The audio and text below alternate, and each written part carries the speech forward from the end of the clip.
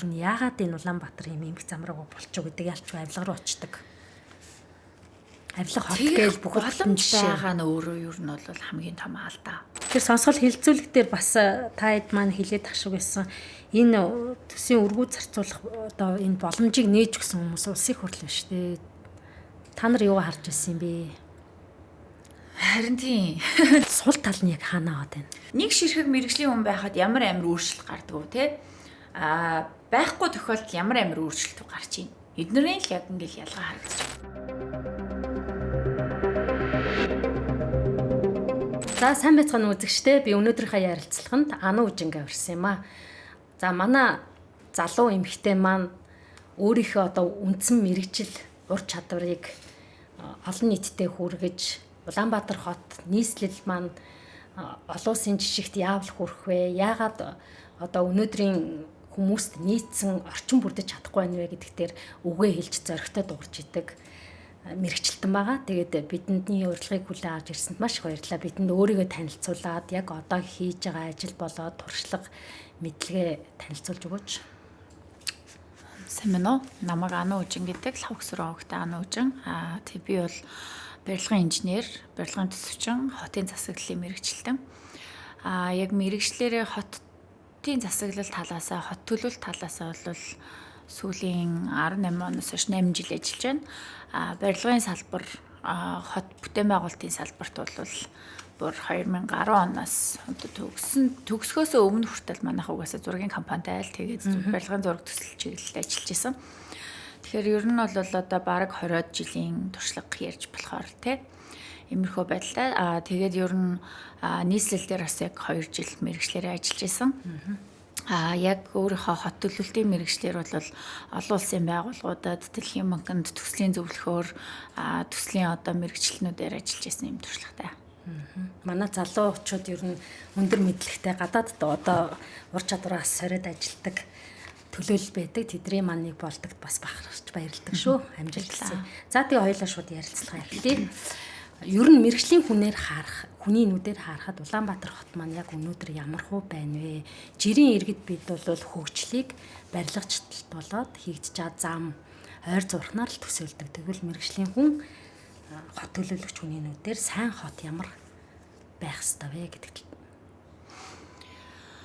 Ер нь бол дан ганц бич биш те Улаанбаатар хотын иргэд өөрсдөө бүгд өөрийнхөө гэр орон амьдарч буй орчин хот Улаанбаатар хоттой бол угаасаа санаа зовж байгаа шүү дээ. Тэрэн дээр нь нэмэгдээд мэрэгжлийн байхаар одоо яг илүү урт хугацааны илүү ирээдүйд одоо тулгарч болох асуудлуудыг ингэж харж санаа зовдөг гэх юм уу. Тэгээд ер нь одоо яг ингээ Улаанбаатар хотод би бол Улаанбаатар хотод төрсөн хүүхэд. Тэгээд яг эхнийхээс төрөөд Октябрь 9 гээд одоо энэ талбайн баруун хайталт Зоос гоёлын байранд амьдардаг гэсэн 40 мянгатад амьдардаг гэсэн. Тэгээд бид нэр одоо өнөөдөр яг Улаанбаатар хотын хөгжлийг харах юм бол 1 болон 2 дугаар одоо юм үеийн хотжилт явагдаж байгаа. Дөнгөж шинээр ер нь бол бид нар хотжиж суурин одоо амьдралд тасаж эхэлж байгаа тийм үндэстэн тийм монголчууд. Тэгэнгүүт бидний өөрсдийн одоо яс цус мах генэнд гэх юм уу те дээр үеэсээ өвөө эмээнэр маань мал дээр талд те илүү ингээд эрх чөлөөтэй газар нутаг ямар нэгэн юмар одоо хязгаарлагдахгүйгээр юм амьдарч исэн тийм өгөгдөл бол бидний соёлд бидний генэнд бол байгаа. Тэгээ яг тэр нь өнөөдөр одоо бид нэр яг ингээд хотжоод 1 дор 1.5 сая хамтдаа амьдрах болонгот маш олон асуудал болж ингэж гарч ирж байгаа. Гэхдээ энэ бол нөгөө даваа тал нь бид нэр сурна удахгүй хоорондоо хамтдаа амьдарч сурна.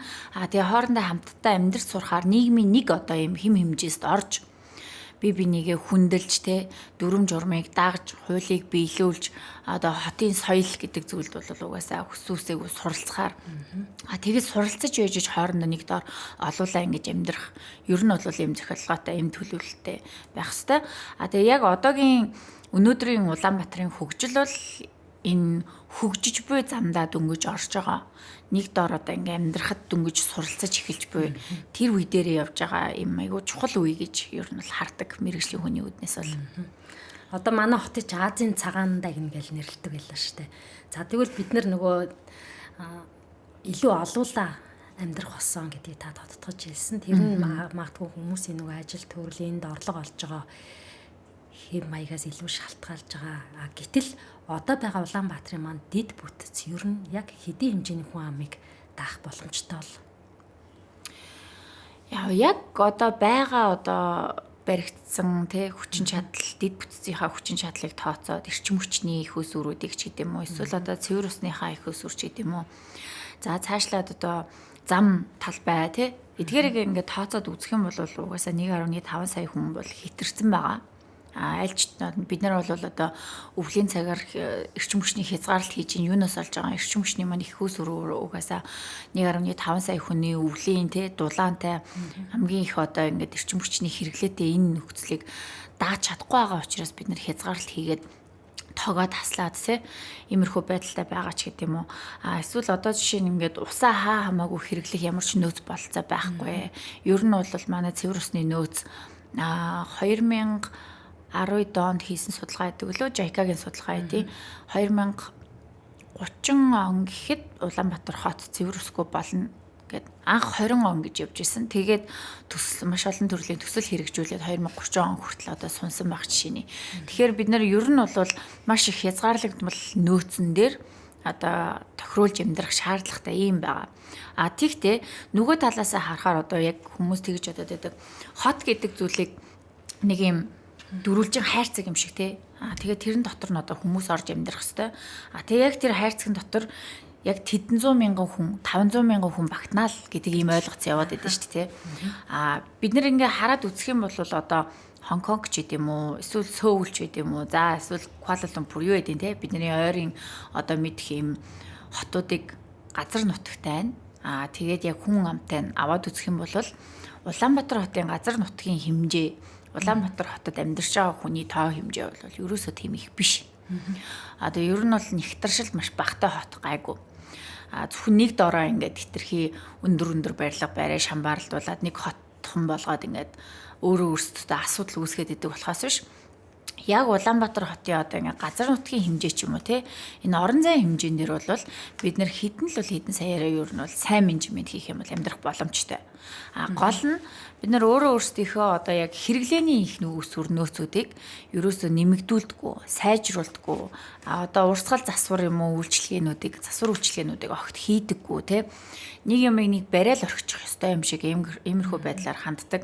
Орон сууцсандаа хүртэл одоо жишээ нь нэг барилга бариад 16 давхар байшин бариад хүнээ оруулаад тэгээ мартчихдаг ч юм уу Уг нь бол тэрэнд ч одоо ингээд байнгын засвар үйлчилгээ, урсгал засвар тэгээ ингээд сайжруулалт шинжилэлт явагдаж явах хэрэгтэй байдаг.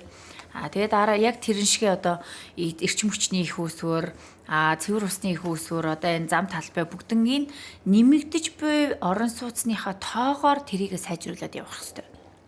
Нэмээд явах хэрэгтэй гэсэн үг.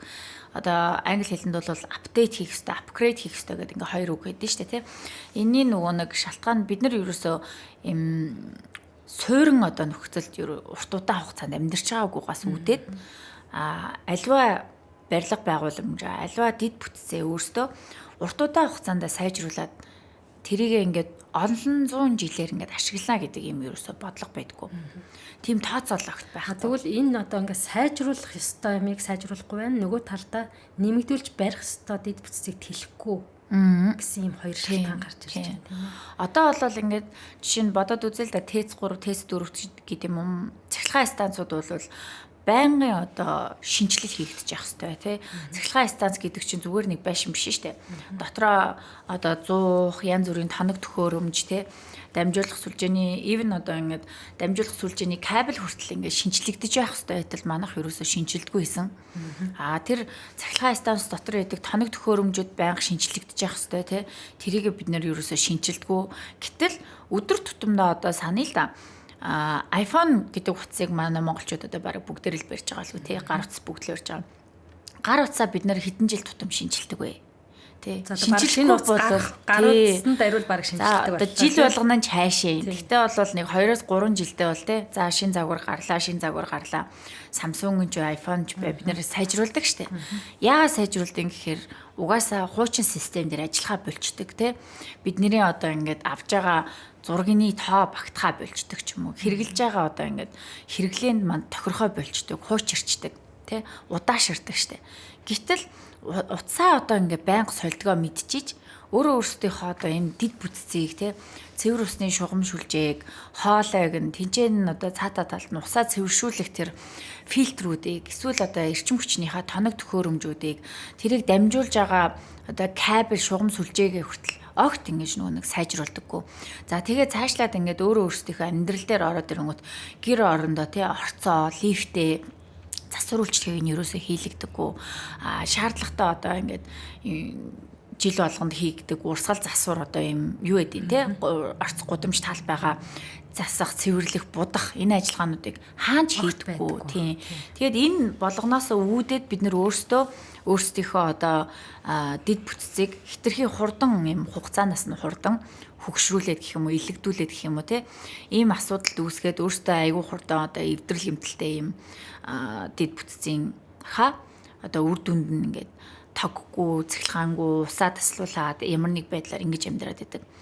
Энэ бол бидний нөгөө өөрсдийн сураагүй тийм хотчид сураагүй хот суурьнд удаан хугацаанд те хэдэн зуун жилээр амьдарч үзээгүйгийн нэг том сул тал. За энэ сул тал бол иргэдтэй холбоотойгоор гараад ирлээ. За нөгөө талдаа хоёулаа Улаанбаатар хотоо нэгэнт ярьж байгаа юм чинь хэдэн гэр хороол байгаад тах шүү нь ер нь бол 200 гаруй мянган айл өрөх гэж явдсан шүү дээ. За тэгэхээр нэг 30-40% бол гэр хороолд амьдарч байна. Тийм бараг 40-50% болох бах тийм. За энэ хүмүүс маань бол бүр одоо нөгөө нүүдлийн соёл иргэншил хотын соёл хоёрын бүр завсар хаягдцсан. Тэднэрт ямар ч дид бүтцээ байхгүй. Харин тий. Тэгээ нэг 0-7-той газар дээр гэрээ бариад байшингаа барих нь бариад нэг иймэрхүү л байна л та. Тэгэхээр ингээд мэрэгжлийн хүний нүдээр харахад бүхэл бүтэн Монгол улсын нийслэл хот яг энэ дүр зургаараа үргэлжилж өрнө хэдий хэмжээнд явах гадах шиг нэг цаг хугацааны хувьд. Одоо яг цаг хугацааны хувьд гэхээсээ илүү яг за өнөөгийн нөхцөл байдал дээр ярил л да. Манайх ингээд нэг юм зарим одоо мэдээж бүгд төвшөлтэй. Гэхдээ ихэнх хүмүүсийн ч гэх юм уу те дээрэс нь одоо ингээд эрх баригчид шийдвэр гаргагчид одоо энэ яг хотыг хөгжүүлж байгаа барилгын яамч гэдэг юм уу эсвэл нийслэлч гэдэг юм уу эдгээр байгууллагуудын хувьд нэг юм том асуудал байгаа харагддаг. Гэр хорооллыг ядуусын дүр гэж хардаг. Ер нь бол гэр хорооллыг асуудал гэж хараад байдаг. Уг нь бол гэр хороол гэдэг чинь Монголын нэг төрлийн одоо юм суурин одоо амьдрах хэлбэр байгаа даа байхгүй юу те. Хүн болгон заавал орон сууцнд тий 16 давхар орон сууцнд 11 давхар орон сууцнд амьдрах албагүй байхгүй юу. Өөрсдийнхөө тэнцэнэ ингээ хашаатай тий өөрийн гэсэн байшинтай тэгээ зуны цагт одоо жишээ нэмээд хашаан дотроо гэрээ бэрдэг ч юм уу. Тэр дотроо хүлэмжтэй, цэцэрлэгтэй тий ингээд саадтай өөрийнхөө хүүхдүүдийг ингээ чөлөөтэй тоглуулдаг. За тэгээ хүсвэл одоо автомашинтай, гаражтай бүх юмтай ингээ байж болох байхгүй юу. Тэр бол одоо хэрвээ ганцхан зүйлийг ингээд зүгээр харчхал юм бол олон улсад одоо гадаадд ч юм уу те ингээд Америкийн орнуудад backyardтай одоо ийм эдлэн газар болох боломжтой ийм хэсэг байхгүй. Ер нь бол ийм жижиг хэмжээний эдлэн газар байгаа байхгүй юу. Тухайн айлууд ер нь бол ихэнхдээ газраа өмчилж байгаа шүү дээ. Өөрсдийнх нь эзэмшлих байгаа. Тэрэн дээр өөрсдийнхөө хүссэн барилга байшинг барих юм эрх чөлөөтэй байх боломжтой. Тэгтэл бид нэр тэднэрийг нийслэлийн хэмжээд гэх юм уу ямар нэгэн арга хэмжээ авахгүйгээр одоо яг ингээд ядуусын дүүрэг шиг ингээд авч үзснээрээ ямар сул тал үүсгээд байна вэ гэхээр тэнд ямар ч хөрөнгө оруулалт оруулахгүй. Тэнд ямар ч дид бүтц барихгүй тий. Тэнд нэг ширхэг одоо юм цэвэр усны шугам татчихгүй. Нэг удаа нэг юм дулааны шугам явуулчихгүй. Эсвэл ингээд цахилгааных нь одоо юм их усүрийг чанартай одоо ингээд тавиад өгчихгүй. Байнга одоо ингээд цахилгааны хүчтэл нь ундаг ч юм уу те хамгийн муу одоо ингээд кабель шугам сүлжээ тавьсан байдаг. Иймэрхүү асуудлуусаа болоод тэр тэнцээ байгаа иргэдийг хүссэн үсээгүй ядуусын одоо ингээд нэг давхар руу буулгаад байгаа байхгүй юу. Уг нь тэнд өөрөө хэрвээ зөвхөн дид бүтцэн татагдчих юм бол тэнцээ маш олон айл амьдралын чадвар маш сайн байгаа. Өөрсдийнхөө хүснээр тэр орон сууцаа байшингаа ямар л ямараар нь бариад тий гадаанаа ямар л ямар тогтчлт хийгээд амьдрах юм боломжтой. Тэгээд шууд зөвхөн ингээд бид нар бараг дид бүтцэс татаж өгснөөрөө тэдгээр айлууд тэр чигээрээ ингээд дундаж давхрах болох. те нийгмийг хамгийн хүчтэй авч явдаг дундаж давхар болох боломжтой байхгүй. Яагаад тэгэхээр тэнд аль хэдийн тэднэрт өөрсдөд нь өмчийн эзэмшлийн эдлэн газар нь байгаад байгаа гэсэн үг. Гэтэл энэ бол одоо ингээд тэр чигээрээ ядуусын дүүрэг гэдэг юм нүнцгөр харангуйтаа заавал тэднэрийг орон сууцчулна. Заавал нэг юм хідэн олон давхар орон сууцанд оруулна гэдэг юм бариад нөгөө айлуудаа өөрсдөө нэгдүгээрт ингээд айгу сонголтгүй те. Тэгээ дээрэс нь одоо сүүлд тэр дахин төлөвлөлтийн төсөл хэрэгжүүлж байгаа арга барилыг нь харах юм бол маш одоо юм хүчирхийлсэн хүч төрсэн те. Тийм албан тушаал одоо эрх мэдлэр дарангуйсан иймэрхүү байдлаар ингэж яваад буцаагаад нөгөө иргэдийн айгу хүнд байдалд оруулдаг. Сэтгэл зүйн дарамт. Үндсэн хүний үндсэн эрх амьд явах эрх одоо юу гэдэг тэр өмчөө өмчлөх эрх бүгднийг ингээд зөрчөөд ингээд яваад байгаа байхгүй. Тэгээ энэ дээрээс нөгөө нэг зүгээр товчхондоо одоо ингээд Улаанбаатар хотын иргэдэд ч тэр шийдвэр гаргагч нарт ч тэр зүйл нь болохоор барилга байшинг заавал өндөр барихаа болооч тий. Өндөр барилга бол ерөөсөө хөгжил биш ээ. Энэ чинь зүгээр ингээд маш олноороо нэг дор амьдардаг 2 тэрбум хүнтэй хятад ч юм уу тий. Хэдэн тэрбум хүнтэй энэтхэг ч юм уу эсвэл одоо ингээд маш жижиг газар нутаг дээр амьдрах гэж ядж байгаа Монконгт л одоо ийм байдаг байхгүй. Аргаа бараал те ингээд газар нутгийн янз бүрийн яаж байгаа учраас маш ихээр дээш нь өндөрлөдөг. Тэгээд яагаад би аргаа бараад гэж хэлж ийн вэ гэхлээр тэгж амьдраад тэдгээр ус хотуудад маш олон төрлийн асуудал нэмж үүсдэг. Одоо барилга өндөрсөх тусмаа айл өрх хөршүүд хоорондоо ямарч харилцаагүй болдог. Ийм юм байхгүй учраас одоо тэр олон давхар өндөр олон ижилхэн орон сууц хотхнуудад амьдардаг айл өрхөд амьдардаг хотуудад бол амиа хорлолт их байдаг ч юм уу тий стресс готрол их байдаг ч юм уу гэмт хэрэг хоорондоо одоо ингээд би бинийгаа одоо маш мухагаар гадуурхах ялгуурлан гадуурхах арьс өнгөөр одоо ингээд дээр доор үзэх бүх төрлийн одоо энэ нөгөө хүмүүсийн сөрөг хандлагууд энэ төрлийн одоо ийм хөгжилтэй хотуудад маш их байдаг. Тэд нар ингээд аль хэдийн бид Улаанбаатар гэдэг хотыг тий өндөр барилга ингээд шигүү шавж барихаас өмнө өөрсдөө тэдгэрийг бариад тэгээ тэрнийхээ ингээд сөрөг талыг тий бид нар чинь ингэж нэг дор хит олуулаа ингэж шамбаарлаж амьдрах зориултгүй хүмүүс юм байна.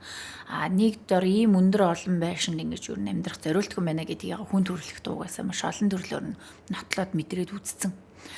Тэгэд яг тэрийг бол хамгийн ухаалгаар одоо давж туулсан төв гэх юм уу да тий Европ бол одоо тэр чигээрээ ерөөсөө өндөр барилга байшинд бол амьдрах зориултгүй байна хүн.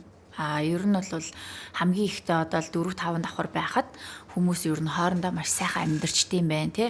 Энэ нийгэмдэр байгаа энэ 9 жорын асуудлууд чи эргээд хүн өөрөө өөртөөгөө бинтэйгээ нэгдсэн нэг юм сайхан хөршийн холбоотой нэгдэлтэй хамт олонтой байснараа энэ асуудлуудыг ер нь шийддэг юм байна. Хот гэдэг чи ер нь бол хүн тэр дотроо сэтгэл санааны хувьд амар сайхан байх хэрэгтэй байна гэдэг энэ цэг дээр очиод аль хэдийн ойлгоод тэгээ ер нь бол одоо хамгийн хөгжилтэй хамгийн тав тухтай хамгийн амьдрах орчин сайтай газрууд бол ерөөсөө өндөр барилга байшин байхгүй болсон шүү дээ тий.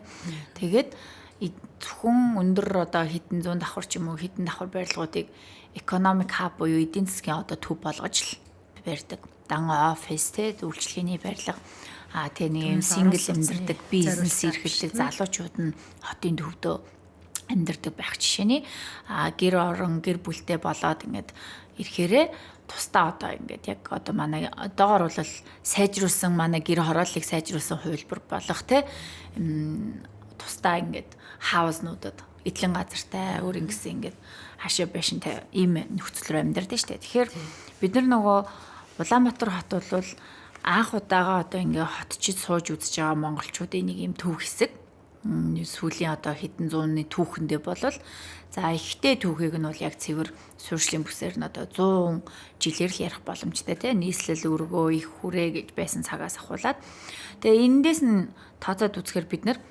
бусад одоо энэ ингээ 500 жил 1000 жил 2000 жилээр хотчоо сууршаад амьдарсан хот суурингуудын одоо бүтлгүүтэл юм уу эсвэл сайн жишээнүүдээ суралцах шаардлагатай байгаа байхгүй.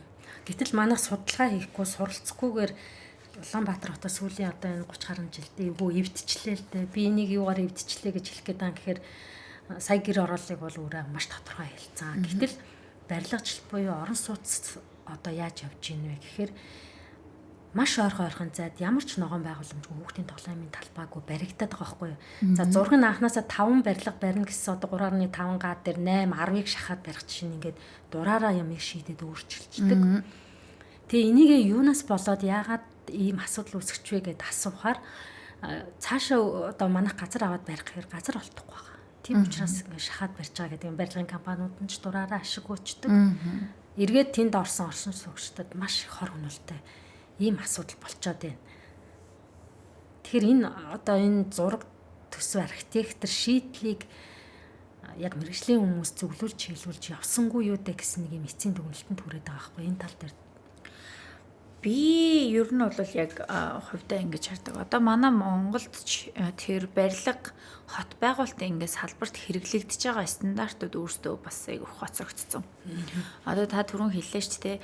Яг одоо газрын хэдэн хувь 3.5 гаавал тийм ч гэдэг юм нэг юм тоон одоо тийм юу гэх юм хатуу одоо нэг тийм сонин стандарт байгаа байхгүй ямар ч юм уян хатан бус.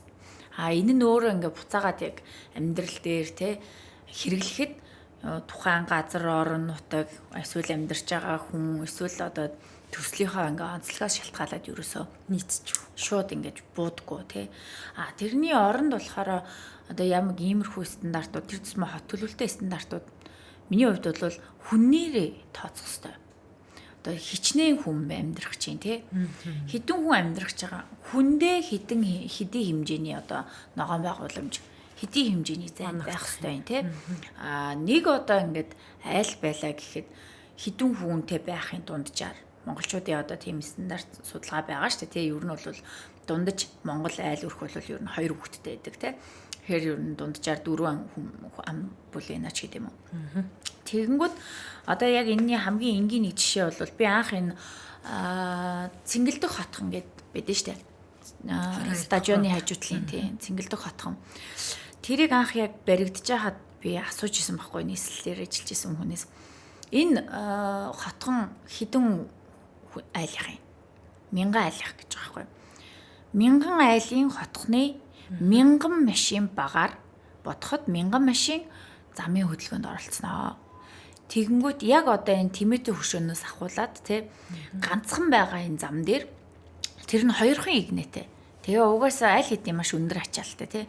Энэ зам дээр нэмэт зам барихгүйгээр яаж энэ хотхны зөвшөөрлөг өгөөд байгаа юм бэ? Энэ хотхон өөрөө яг энэ 2 игнэтэй зам руу өглөө болгон 1000 машина одоо хөдөлгөөнд оролцуулахын тулд ингээд дахиад өөр ингэсэн туслах зам барьсан байх хэрэгтэй байхгүй юу? Тэгээ яагаад энийг ингээд байлгахгүйгээр тий өөрсдийнх нь одоо дид бүтцийн их усүрийг тавиулахгүйгээр бид нар одоо ингээд дид бүтцийн их усүр гэхээр Улаанбаатар хотод ч тэр Монголд ч тэр ер нь юу ярьдаг вэ гэхээр зөвхөн эрчим хүч цахилгаан холбоо тохиол ус те эднэрээр ингээд хэмжигдчихэж байгаа байхгүй юу хязгаарлагч үгүй замыг тооцох хэрэгтэй те явган замыг тооцох хэрэгтэй автомашины замыг тооцох хэрэгтэй тэр 1000 айл одоо 1000 айлын хотхонд 4000 хүн амьдарч байгаа бол өглөө болгон 4000 хүн ажилдаа явахын тулд 1000 машинаар явах юм байна. За 1000 дахиад автобус нь суух нь тий. Тэгэхээр тэнцээ автобусны зогсоол нэмэх хэрэгтэй байх нь. Автобусны маршрут нэмэх хэрэгтэй байх нь. Дээрэс нь ингээд тэр зам руу төгжрөл үүсэхгүйгээр тэр хавийн одоо ингээд бусад нааша цаашаах те ингээд зайсан явж байгаа 120 явж байгаа нисэх явж байгаа яармаг явж байгаа эсвэл одоо ингээд нөгөө тийш явж байгаа энэ бүх хөдөлгөөнд огт саад болохгүйгээр тухайн 1000 машиныг өглөөний нэг цагийн дотор одоо 8-9 цагийн дотор хэрхэн замын хөдөлгөөнд уусгаж оруулах юм. Энэ тооцоолыг хийж замыг нь барьж өгөх хэрэгтэй байхгүй. Тэгтэл манайх яг ийм байдлаар огт хийдэггүй. Тэгэнгүүт буцаагаад зөвшөөрөл нь яаж өгөгдсөн бэ гэхлээр за яг тэр ингээд талбайдаа за энэ ингээд хэдэн байшин багтж гин 30% нь ногоон байгууламж хүүхдийн тоглоомын талбай байна уу байна ингээ өгсөн байх жишээний тий. Тэгэхээр эн чинь нөгөө нэг ямар ч тийм амьдралгүй стандарт амьдралгүй одоо ингээ зөвшөөрлөг өгдөд байна шүү дээ. Ингээ хэлэхээр ойлгомжтой. Тийм. Тэгэхээр одоо ингээд бид нар зүгээр ингээд нэг юм байшин дотор зүгээр энгийнээр бодъё л та тий. Энэ байшин дотор хүмүүс байгаа юм чинь тичнээ хэмжээний хоол өгөө гэж бодох боломжгүй байхгүй юу? Хэдэн хүн байна вэ те тэр байшин том байна уу жижиг байна уу хамаагүй дотор нэг хүн байж болно 2 хүн байж болно 1000 хүн байж болно ш. Яг тэднэрт хүнийхэн тоогоор тооцдог шигэ хүний тоогоор одоо ингээд хүний амны тоогоор юмыг боддог шиг яг бүх юмыг тэгж бодох хэрэгтэй байгаа байхгүй. Тэгэхгүй болохоор нөгөө нэг юм энэ байшин нь тэдэн 100 хүнийх тэдэн байшин барьсан байна. Тэдэн байшингийн зөвшөөрөл гэж ойлгох юм угаасаа утгагүй зүйл. Яа зүгээр тэгээ явцдаг те. За 5 ширхэг байшин баригдсан. Тоглоомын талбай байна уу? Үзлээ комисс ажиллаа болцсон гэж. Тэгээ тоглоомын талбай ногоон байгууламж хоёроо нийлүүлээд 30% болгоцсон те. Тэрэнд нь зогсоол нь бүх юм нь ингээ орцсон байх жишээний. Тэгэхээр одоо сая өөрийн чин хэлэнгүүт манайхан бас ойлгож байгаа хэлөө. Би бол шууд л яг бодтор тархин дээр одоо өстө зургаар орж ирж байна. Өөрөөр хэлэх юм бол зам руу нийлэхдээ манайхан хотхон дотроо төвчөрдөг болцсон шүү. Тийм шүү дээ. Бүх зам руу орж өөрөө өөрсдийгөө хашаад төвчрээд шүү дээ. Тэгэхээр энэ бүхэнд одоо нөгөө төрийн байгууллагуудын оролцоо мэдээж байгаа. Нөгөө талдаа аж ахуйн нэгжүүдийн бас стандарт бас юм хийж байгаа юм л гор гараад байна л да, тийм ээ.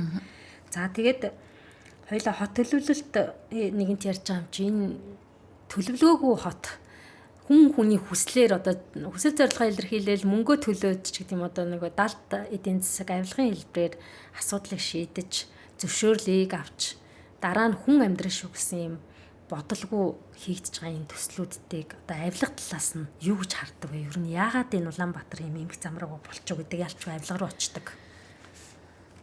Авилга хот гээл бүх боломж байгаа нь өөрөө ер нь бол хамгийн том алдаа. Тэ одоо хин нэг хүнийг найраад тэн дээр эрх мэдэл дээр хүрсэн хинч бай. Тэр хүнд одоо ингээд эрх мэдлээ уруулан ашиглах боломж байна гэдэг нь өөрөө хамгийн том алдаа байгаа байхгүй.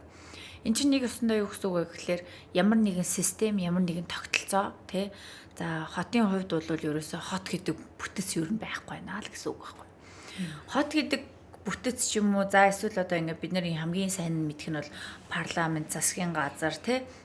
Төр засаг тэгээ одоо ингээд цаашаага нийслэл гээд ингээд жижигрээд тэгээд одоо орон нутгийн захиргаа гээд ингээд эдгээр зүйлсүүд чинь бүгдээрээ тэнд хүн нь яаж солигдож чинь хамаагүй яг үйл ажиллагаа нь бол дагуудаа явж л ах хэрэгтэй байхгүй. Тэн хүн нь солигдож болно. Хүн чинь угаасаа тийм тий. Бид нар ч одоо ингээд ер нь бол зүгээр нэг хүн ингээд насаараа нэг ажил дээр суух хэсгүй тэр албан тушаалан дээр бол одоо хэдэн жилдээ ингээд солигдож явах хэвээр мэрэгчлэнүүд одоо шин залуу мэрэгчлэнүүд байнга ингэж орж ирж явах хэвээр тий хөгшөрснүүд нь бол ингээд төртөө гараад явдаг. За боли бүр ингээд энгийнээр ярих юм бол сонгуулийн одоо 4 жилийн цикл ч гэдэм үү тий төр захирам. Энэ болгон дээр хинч гарч ирж болох байхгүй. Одоо жишээ нь бид нар бол улсын хурал юм уу эсвэл ингээд нийслэлийн одоо хамгийн энгийнээр иргэдийн хурлын төлөөлөгч нарыг сонгон шалгаруулах процесс бол хамгийн ардчилсан. Тэднэр дээр бид нар ямар нэгэн одоо юм мэрэгсэн шаардлага тавихгүй те бакалаврт авах хэрэгтэй, магистр авах хэрэгтэй, инженер авах хэрэгтэй, хот төлөөлөгч авах хэрэгтэй. Ийм шаардлага хязгаарч тавихгүй байгаа штэ. Яагаад гэвэл тэднэр бол ерөөсөө иргэний төлөөлөл авах хэрэгтэй байхгүй юу? Иргэний төлөөлөл байх ёстой учраас бид нар тэднэрт ямар шаардлага тавихгүй байгаа. Ямар шаардлага тавихгүй байгаа учраас тэр хүмүүс бол ямар ч төвшний хүн орж иж болно. Тэгэхээр тэд нар одоо ингээд орж ирсэн болгон өөрсдийнхөө хэмжээнд өөрсдийнхөө эрх мэдлийг уруулан ашиглах боломжгүй байх систем нь цаанаасаа байх хэрэгтэй. Хүн нь солигдчихсэн ч гэсэн систем нь зөвл явж явах хэрэгтэй. Зөвл ажиллаж явах хэрэгтэй. Тэгэхээр энэ тогтолцоо гэдэг зүйлийг улс одоо эсвэл одоо хот нийгэм ингээ бүгдээрээ бий болох хэвээр маш сайн байх хэвээр. Энэ нь ингээд хүн нь яаж өөрчилж яасан гэсэн өөрийнхөө хүсснийг хийх боломжгүй хууль, дүрм, журам, стандарт яг ингээд дагдаг зүйлтэй л байх хэвээр. Тэнгүүд одоо би бол яг тэгж боддог байхгүй. Манай Улаанбаатар хотод ерөөсөө одоо хотын яг тийм стандартуудыг нь л бат тавиад өгчих хэвээр. Биднэрт бол давуу тал нь хэдэн 100 мянган хотоос одоо ингээд суралцах боломж шүү дээ. Улаанбаатараас залуу хот бол цөөхөн. Улаанбаатараас одоо ингээд олон жилийн турш ингэж явж байгаа хотуудыг ярих юм бол 20 мянган хот баг ингээд 20 мянга гаруй хот ер нь бол байгаа хгүй яг одоо дэлхий дээр. Тэгэнгүүт хэдэн 100 жилийн түүхтэй яж ах жишээ нэ. Тэднээс одоо энэ бид нэр суралцаад хамгийн сайн одоо юм зүйлсүүдээр нь бэлэн ингээд жишээштэй тэд нар бол өмнө нь ингээд төрүүлж яваад аль хэдийн фейлдэх газараа фейлдээд бүтлгүүтэх газараа бүтлгүүтээ сурах юмаа сурцсан. Тэр сурчлага болгоныг нь бид нэр өөрсдөө ашигтайгаар стандарт, норм, дүрмтэй ингээд хэрэгжүүлэх одоо юм төлөвлөгөө, мастер план болгоод явах юм боломж нь нэлээдээ хэдэн жилээр төлөвлөл зүгээр эдний хотыг. Хот бол хамгийн багадаа ер нь 40-50 жилээр төлөвлөх хэрэгтэй байхгүй. Тэгээ энэ ч одоо ингээд бид нэр бодоод үзье л да. Хотод хийгддэг хамгийн энгийн төсөл те зам гэхэд одоо 1-2 жил баригддаг. Барилга хэдэн жил баригдтiin те. Тэгээд цаашаагаа ингээд тэр барилгын нас гингүүд 40-100 жил ингээд чанараасаа шалтгаалаад ингээд явна штэ байгууламжийг. За тэгээд дид бүтц бол одоо 100 жилийн одоо ингээд настай ч гэдэг юм ингээд авч үзлээ гэхэд бид нар тэр нөгөө нэг алдаагаа устгах боломжгүй байхгүй хамгийн хэцүү. Тийм. За мэдээж ингээд зүгээр эмч хүн нэг алдаа гаргавал тухайн хүн дээр одоо ингээд өдрийн дотор арга хэмжээ авч болно тий. За нэг юм юу эд юм мэдгүй зураг мургийн алдаа гарах юм бол тэрийг бол засаж болох байхгүй. Барьсан барилга байгууламж дид бүтцийг бол засах боломжгүй. Тэр ч өөрөө маш асар их хөрөнгө оруулалт орж байгаа. Хэдэн 10 жилээр баригдаж байгаа тий. Метроны төслийг ярил л да. Метро чинь өөрөө ер нь бол 8-аас 10 жил баригддаг төсөл байгаа байхгүй. Тэгэнгүүт хэрвээ бид нар 8-аас 10 жил ингээ бариад тий уртаа талд нь 3-аас 5 жил төлөвлөөд за тэгээ хідэн их наядаар одоо тэрийг бариад дууссан чинь тэрийг нь яг ингээд сансан шиг хүмүүс ашиглахгүй тий тэр чинь бас ингээд өөрөө цахилгаан хэрэглэнэ. Тий. За тэр нь цэвэрлэгээ орно. Тэгээ жолоочтой, засварчинтай байнгын одоо ингээ хянагч нартай. Тэгээд тэр зогсоол болгон дээр нь одоо камер, гэрэл түүлэх тий цэвэр бахар уус 0 юу гэдэм 9 жорын ингээд юмтай дид бүтц маш том дид бүтц ахгүй өөрөө дахиад юм тусдаа одоо юм газар доор хот олж явдаг тий. Энэ болгоных нь одоо ингээд зардал нь маш их зардал байгаа. Одоо зөвхөн тэрийг ажилуулах зардал. Би одоо барих зардлыг нь ярихгүй шүү дээ. Тэгтэл манай монголчууд болохоор одоо жишээ нь нэг юм зээлмэл авж байгаад ч юм уу тийм ямар ч хамаагүй үнээр те тэрийг барьчаар тэгэл болчихно гэж бодоод байгаа байхгүй. Тэгтэл нөгөө дөрөвний хамгийн анхны хоёулынгийнх нь ярьсан те энд ч нөгөө засвар үйлчилгээ, ашиглалт, хэрэглээ те арчилгаа тэрийг ингээд нөгөө ажилуулах одоо юм зардал гэж нэг юм тустай байгаад байна шүү дээ. Operation cost гэдэг. За тэр костыг ингээд бүх төслүүд дээр Монголоос өөр газар маш сайн тооцоолж өгдөг. Тооцоосноо за зөвхөн ингээд те метро ч юм уу ямар нэг төслийг одоо ингээд ажилуулах явцынхаа зардал нь хэд болох вэ? Тэрийг нь хэрэглэх хүмүүс нь хэд байх вэ? За тэр нь за хэрэглэх хүнийхээ тоондоо хуваагаад тасалбарын үнцийг гарна да. За энэ тасалбарын үнийг нь иргэдний өдөр тутамдаа байнга төлөө байнга хэрэглээд чадах юм уу? Тэгээ тэр төлж байгаа мөнгөөс ашиг гараад энэ маань өөрөө ингээд асуудалгүйгээр яваад иж болох уу гэдэг ийм тооцоол хийгддэг. Гэтэл манайх одоо жишээ нь метрон дээр ч тэрийг ингээд авч хэлцэхгүй бусад одоо ийм дэд бүтцийн төслүүд дээр ч тэрийг авч хэлцэхгүй. Зөвхөн яг одоо ингээд үнийг худалдаа авахд хэдэн төгрөг гарах вэ гэдэг зүйлээ л боддог. Өнөөдөр л бодчих. Өнөөдөр л боддог тий. Тэгээд за тэр хэдэн зуун их 80-ыг нь гаргаад энийг авчихаар болчих юм байна гэж бодоод байдаг. Гэтэл нөгөөх нь цаатаа талдаа өөрийгөө ингээд доктортай авч явахын тулд дахиад маш өндөр зардалтай авах жишээ нэ. Тэгээ энийг бид нөгөө нэг зам дээрч тэр барилга дээрч тэр дэд бүтц дээрч тэрч өөрсдийнхөө амьдрал дээрч тэр ерөөсө боддоггүй учраас маш олон одоо ингээд нөгөө асуудлууд дараа чинь ингээд урган гардаг. Энэ болгоныг нийлүүлээд ингээд төлөвлөх юм бол хот угаасаа маш олон жилээр төлөвлөгдөх шаардлагатай байдаг.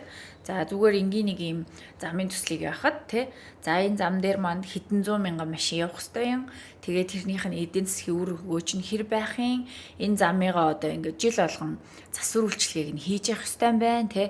Тэхийн тулд одоо засвар үйлчилгээг нь бага байлгахын тулд анханасаа барихтаа ямар шүү байх хэрэгтэй юм. Энэ замыг чи байнга хуулаад шинэ тавиад идэг байх ёсгүй шүү дээ тий.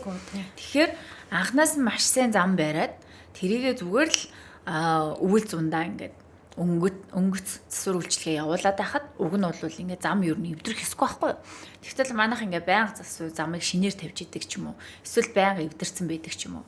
Тэгэхээр зөвхөн ганц нэг юм 100 жил одоо байгаа хоттой 100 жил бараг байгаа замыгаа хүртэл ингээд огт засаж сэлбэж авч явж ашиглаж чадахгүй байна гэхээр бидний нөгөө нэг өөрсдийн урт удаан хугацаанд төлөвлөдгөө нэг сул тал хоёрдугаарт нөгөө хитрхи одоо юм нүүдэлчин сэтгхүйтэй сул тал тий суурьшлийн одоо ингээд нөгөө хотчлтын соёл ингээд дөнгөж сууж эхэлж байгаа байхгүй шин байгаагийн сул тал тэгээ ер нь бол товчхондоо бол урт удаан хугацаагаар одоо энэ хот төлөвлөлт гэдэг зүйл явах хэрэгтэй гэдгийг мэддэггүй сул тал байгаа. Одоо энэ нийслэлийн дарга нар гэл солигдлоо шүү дээ. Одоо 4 жилээр ч тийм ингээл нав солигдохор ч юм уу өөрчлөгдөд байна. Тэгээ энэ хот төлөвлөлт хоёлаа нийслэл ярьж байгаа. Дархан Эрдэнэт гээд Монгол улсын хэмжээнд яривал томоохон хотуудаа дурдж болно. Гэхдээ нийслэлийн хэмжээнд зөвхөн одоо дарга хийжсэн хүмүүс энэ бүх алдаа асуудлыг гаргах ч уу эсвэл үнэхээр тэр мэрэгжлийн байгууллага шиг ажиллаж чадахгүй хяналтад тавьсангүй юу? Сул тал нь яг хаанаа аваад байна?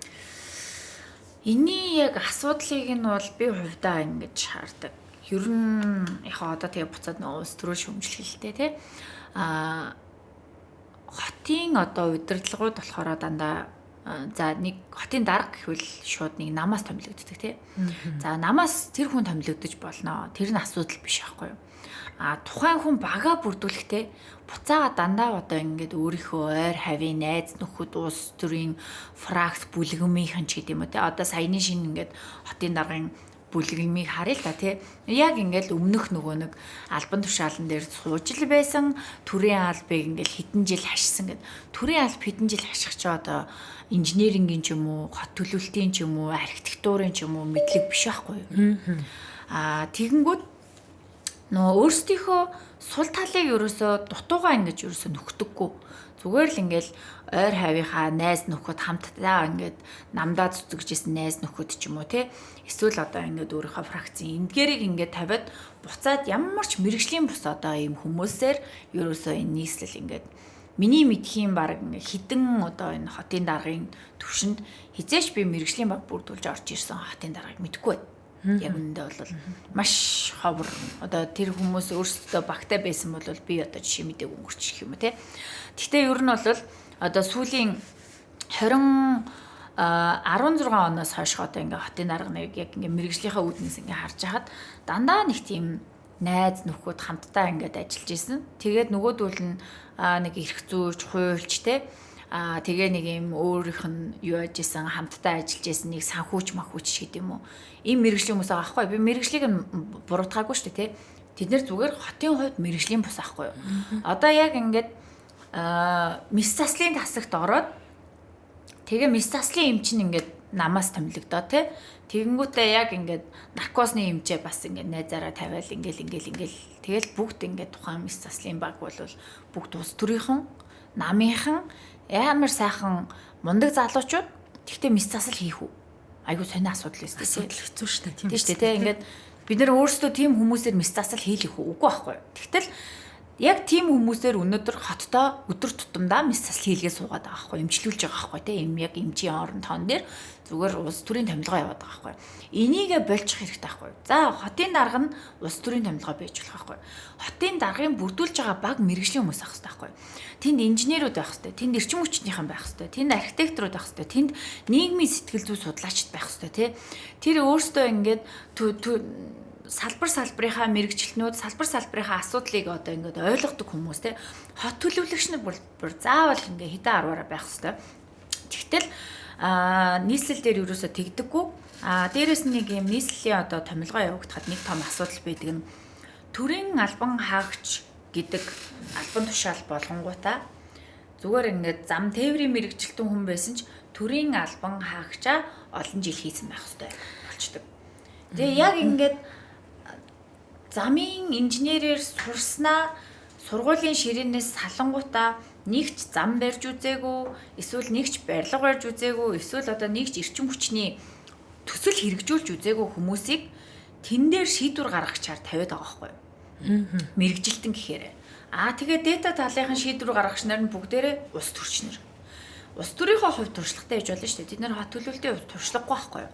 Тэгээд ийм хүмүүсээр ингээд удаа дараа ингээд ээлжлээд явдаг. Би тэгээд бас өмнөх хотын даргаыг ч харж исэн. Одоогийн хотын даргаыг ч ингээд харлаа. Яг ингээд бүгдээрээ ерөөсөө мэрэгжлийн хүмүүсээр бүрдүүлэхгүй. Энэ мэрэгчлэр одоо ингээд буцаагаад те ингээд бид нар лөө юу юм чихнэ гэдэг бол айгүй хэцүү байхгүй юу? Тэ би одоо жишээ нь 2021 онд ажиллаж исэн миний үед гаргасан шийдвэрүүд бол өнөөдөр ингээд ажил хэрэг болоо явж байгаа тий 2.1 хамгийн анх одоо нийслэлээр алдагдсан боломжийн өртөг тооцоолсныг судалгааг анх биегаа хийж тооцоолчихсан байхгүй.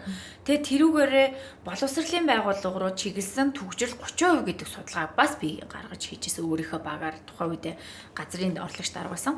Тэгэнгүүт одоо би мэрэгжлийн хүнийхээ үүднээс хийсэн юмаа бол хамгаалж чадахгүй. Тэгтэл надаас одоо ингээ бусд нь мэрэгжлийн бус хүмүүсийн хийгдсэн зүйлсүүд байгаа байхгүй. Тэднийг бол хамгаалах боломжгүй байхгүй. Тэгэхээр нэг ширхэг мэрэгжлийн хүн байхад ямар амир өөрчлөлт гардаг вэ те?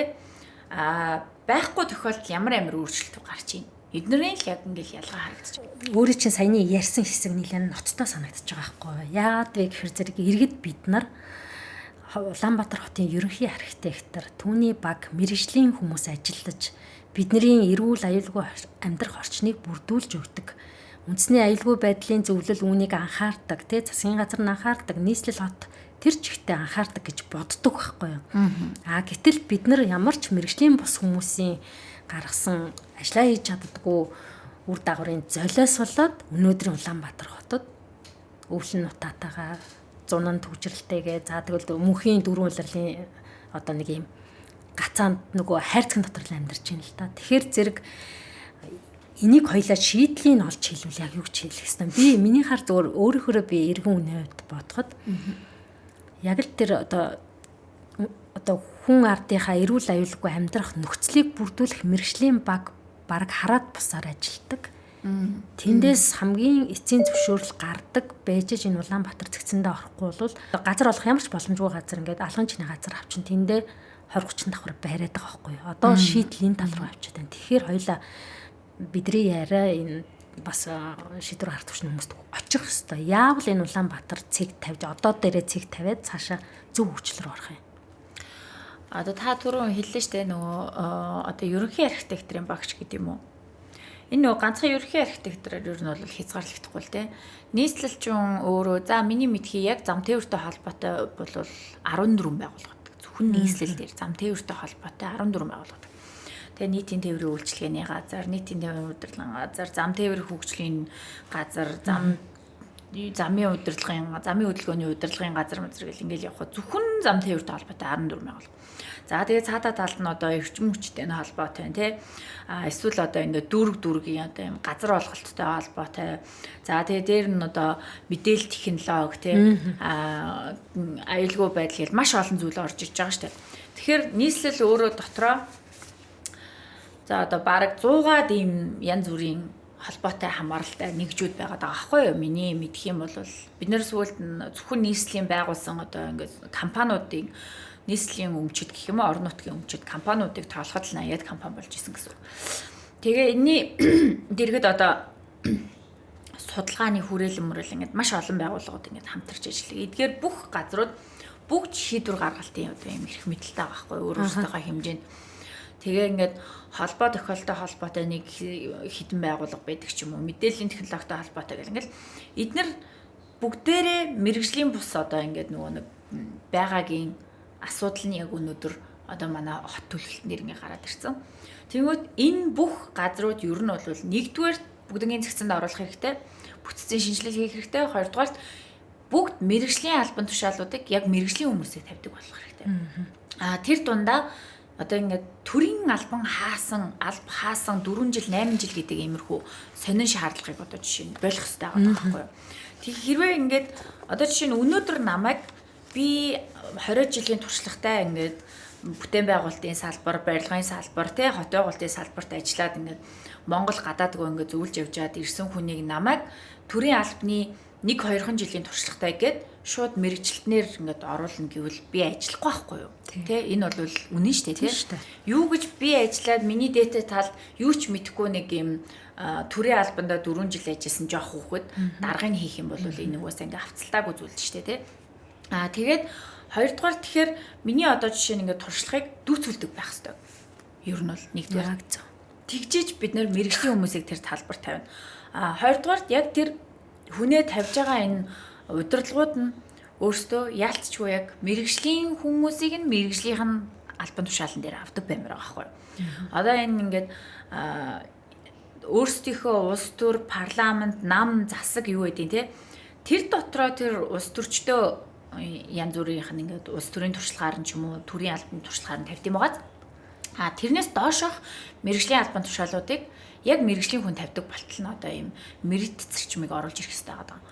Тэгээд дүүцүүлэлтийг оруулж ирээд тэгээ ингээд яг ийм замын одоо ингээд төлөвлөлтийн ажлыг замын инженерүүд нь гаргадаг тий. Яг хөдөлгөөн тээвэр төлөвлөлтийн ажлыг нь тээврийн инженер гаргадаг. Эдгээрийн дата талын нийт төлөвлөлтийн ажлыг нь хот төлөвлөгч нь гаргадаг. Эдгээр нь хоорондоо нийлээд ингээд ажилладаг тий. Тэгээд тэндээс гарсан шийдвэрийг зөвхөн хотын дарга өөрөө баталгаажуулж явдаг л ийм байх хэвээр процесс ахгүй. Монголоос өөр газар бүгд ийм систем нь ерөөсөө энэ. Монголоос өөр газар бүгд ийм. Одоо уруу байгаа тий. Улс төрийн бахан томилгоо явчихж штэ тий. Одоо жишээ нь ингээд хамтдаа нам дээр ингээд хэдэн жил зүтгэсэн найзуудаа ингээд аваад ирж байгаа байхгүй тий. Нэг юм юу гэх юм сэтгэл санаанд нь тайван байдал гэдэг юм уу, аюулгүй байдал гэдэг юм уу, эсвэл одоо өөртөө итгэх итгэлийнх нь асуудал гэдэг юм уу те баахан нэг юм намынхаа найзуудтайгаа хамт ингээд бүгдээрээ нэг албан тушаал горьцсон хүмүүсээ цуглуулж байгаа юм шиг ингээд ороод ирчихэж штэ. Тэгээ баахан энэ тентхийн төслийн юу энэ газрын дарга маргаар ингээд тавигдчихж байгаа. За тэгээ энэ дээр яг ингээд ямар асуудал гардаг вэ гэхээр энэ хүмүүс ажлаа муу хийдэггүй байхгүй юу. Ер нь бол бид нар ингээд тим зүйл дээр эднэр ажлаа сайн хийдэг эсвэл одоо өмнөх хотын дарга дээр гарч ирсэн шүү дээ. Энэ хүн амар ажилсаг байсан ч гэдэг юм уу те. Энэ хүн ингээ бүх юмд ингээ гүйж ийсэн. Маш их ингээ хөдөлмөрлсөн өдөрсөн. Энэ дээр чинь мэрэгжлийн бус хүн дээр энэ юусаа авцалдахгүй байхгүй те. Бид нар улаан цайм ингээ өвчтөе хүн дээр очиод би ч гэсэндээ амар сайн л мэрэгчлэлтэн шүү дээ. Гэхдээ би өвчтөе хүнийг эмчилж чадахгүй байхгүй юу? Би 20 жилийн туршлагатай төлөвлөгч. Гэхдээ би эмч шахахгүй тий. Тэгэхээр энэ ялгааг нөгөө бид нар ялгаж гаргах хэрэгтэй байгаа байхгүй юу? Тэгэхгүй нэг хүн очихоор одоо жишээ нь ингээд намайг эмнэлгийн дараагаар ч юм уу тий эмчээр ингээ очингууд ааны үчин чи айгүй мундаг ажил мэрэгчлэлтэн штэ гэд бид нар бүгдээрээ мэднэ энэ амар ёс зүйтэй амар ажилсаг гэж ярих айгүй утгагүй штэ тий. Би тэнд очиод тэр хүнийг эмчлэх техникийг мэдэхгүй байхгүй юу? Тэр хүний өвчин зовлон тий ямар юм уух хэвээр яах хэвээр тэрийг би мэдэхгүй штэ. Яг тэр шиг одоо нийслэл дээр тавьж байгаа албан тушаал ажил дээр ингээ байгаа хүмүүсийг ямар ч хамаагүй нэг юм хуульч эдийн засагч ямар мэрэгчлэлтэй тодорхойгүй хүн авчир тавьсан. Энэ бол амар мундаг ажилсаг хэвээр сайн залуу сайн одоо юм ёс зүйтэй мөс зүйтэй гэдэг юм яриад байгаа байхгүй бид нар өнөөдрийн байдлаар. Тэгэхээр би бол тэр хүмүүс бүгдээрээ муу хүн биш ээ. Зүгээр л мэрэгжлийн биш байхгүй тий. Тэр хүмүүс ажилгүйч биш тий. Ажилтай гол нь мэрэгжлийн биш ээ. Тэгэхээр мэрэгжлийн хүнийг нь тавиа одоо ингээд бид нэр одоо жишээ нь ингээд би өөрийнхөө сургууль сурж явах хугацаанд хот төлөвлөлтөй холбоотой ингээд маш олон зүйлсийг заалгасан байгаа байхгүй юу. Тэрний одоо нэг нь ингээд үерийг одоо яг яаж зохицуулах вэ хотод тий. Үер ер нь бол ийм том дэд бүтц тийчнээ их 80 тэрбумын ингээд хөгжил инээ тэрээр шаардлагагүй. Эсвэргээрээ ногоон байгууламжууд маш сайн бийжиж үер ингээд сайн бит юм а гэдгийг ингээд өөр хотуудаар яваад ингээд заалгаад ирсэн байгаа байхгүй. Тэгэнгүүт Улаанбаатар хотод тэрний талаар ямар ч мэдлэггүй хүмүүс нийслэлийн захиргаанд ажилласнаа өнөөдөр үер гингүүд баахан далан барих хэрэгтэй юм байна тий. Амар өндөр хурдны замыг одоо ингээд үернээс хамгаалж барих хэрэгтэй юм байна гэд. Би бүр ингээд агаар дээр явж байгаа хурдны зам яаж үерээс хамгаалаад байгаа юм бол асуумаар санагдаад байгаа байхгүй тий. Тэгтэл тэр хүн өөрөө тийм мэрэгжлийн хүн биш байхгүй. Мэрэгжлийн биш учраас тиймэрхүү юмнууд л яриад явж штэ мэдгүй тий. Тэр хүн өөрийнхөө мэрэгжилтэй бол сайн байх, ухаантай байх, чадaltaй байх тий, чадварлаг байх, мундаг ажиллаг байх. Гэхдээ хотын хэмжээнд бол мэдгүй байгаа байхгүй. Гэх мэтчлэн ер нь бол анханаас нь тэгээ нэгдүгээрт одоо ингээд мэрэгжлийн хүмүүсийг мэрэгжлийн талбарт нь ажилуулдаг яг ийм зөвхөн мэрэгжлийн хүн л томилогддог болтол нь одоо тэр албан тушаалын системийг нь тогтолцоог нь бүрдүүлж өгөх. Тэгээд тэр хүмүүсээр яг шийдвэрүүд нь гардаг байх. Тэгээд тэрнийх нь араас нь хинч одоо ингээ өөрийнхөө эрх мэдлийг ингээд уруулаа ашиглах боломжгүйгээр одоо ийм transparent те амар илэн даалангуй маш ийм тодорхой тогтолцоо бүрдүүлж өгөх. Тэгээд тэрэн дээр ингээд очиж ажиллах хүмүүсийг яг ингээд өөрсдөө гадуурх одоо ийм туршлагыг дүүрцүүлдэг байх хэрэгтэй байгаа байхгүй. Маш нарийн байна. Гэтэ одоо энэ бүтэц энэ хүний нөөц бүрдэхгүйгээр дахиад цаашаа улс төрийн оролцоотой, намын оролцоотой яваад байвал иргэд оршин суугчид хотынхан хохироод идэг. Хүнд байна тий. Сая гэхэд одоо ингээл маш их хэмжээний төсвийн мөнгийг өргүү зарцуулсан жишээнүүд туулын урдны зам дээр гараад ирлээ. Тийм, ер нь бол одоо энэ чинь ингээд яг түрүүний нэг асуудал буцаад ингээ гараад ирж байгаа хгүй тий. 16 их 80-ыг 16 мега төслийг одоо ингэ би бүгднийг судалж уншиж үзлээ л дээ. Баахан хэзүү байна. Ер нь бол маш их хэмжээний хэзүү байна. За зөвхөн метроны төслийг ярихад те 198 тэрбум билүү дээ. За би тэр хавцаа заяа 198 тэрбум төгрөгийн нэг зөвлөх үйлчлэгээ Английн компаниас авсан байна. 140 хэдэн тэрбум төгрөгийн зөвлөх үйлчлэгээ бас нэг компаниас авсан байна тий. Зөвлөх үйлчлэгээ гэдэг чинь өөрөө бүр ингээд байхгүй цаас үлдэхгүй юм шүү тий. За тэгээ дараа нь бас нэг ингээд тэдэн зуун саяын хуулийн зөвхөн гэрээний шатанд хуулийн зөвлөх үйлчлэгээ. За тэдэн зуун тэрбумаар 21 тэрбумаар метроны тэзүү нэгийг хийсэн байна гэх тийм. Тэгээ дахиад дотор нь юуны гэрээчлээтэй ингээд за ер нь бол ингээ overall тооцоод үзсэн чинь би баг зөвхөн метроны тэзүү зөвлөх үйлчлэгээтэй холбоотой 600-700 тэрбум төгрөг ингээ гарсан байгаа. Тэгээ тэндээс одоо юу ч байхгүй шүү дээ тийм. Юу ч байхгүй. Тэр нь яга юу ч байхгүй гэж ингэхлээр зураг төсөл нь байхгүй. Одоо бид нэр өнөөдөр ингээд шууд за метроны зураг хийсэн бол зурчий гэхээр зураг төсөл байхгүй. Тэгэхээр ингээд зураг төсөл нь дахиад шинээр хийгдэх байх жишээний тий. Барилгын ажил нь дахиад мөнгө гараад хийгдэх байх жишээний.